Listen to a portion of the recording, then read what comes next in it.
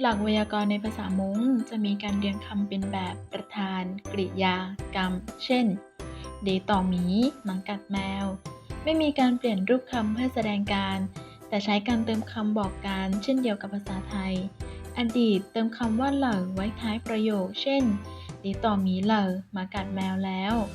อนาคตใช้คำว่าหยัววางไว้หน้ากริยา เช่น เดหยัวต่อหมี หมาจะกัดแมว ประโยคปฏิเสธเติมคำว่าไม่ จีหน้าคำกริยา เช่น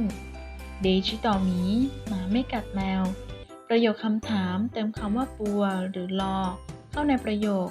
คำว่ารอนิยมวางไว้ท้ายประโยค ส่วนคำว่าปัวนิยมวางไว้หน้ากริยา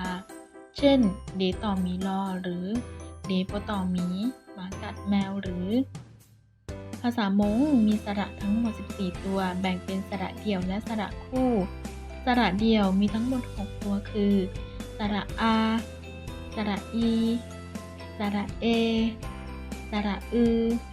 สระอู สระอ สระคู่มีทั้งหมด 8 ตัวคือ สระอง สระอัง สระเอง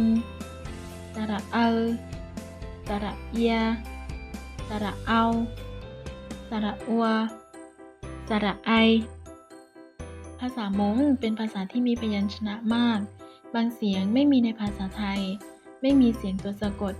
ไม่มีความต่างระหว่างสระเสียงสั้นกับสระเสียงยาว เสียงวรรณยุกต์มี 8 เสียงคือช้วมบัว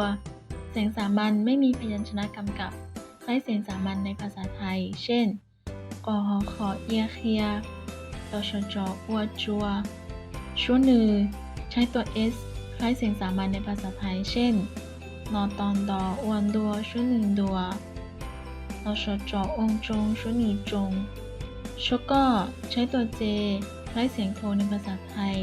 เช่น ยอเองเยงชก็เย่ง ตชจหชอาชาชก็ชา ชเป ใช้ตัว b คล้ายเสียงรีในภาษาไทย เช่น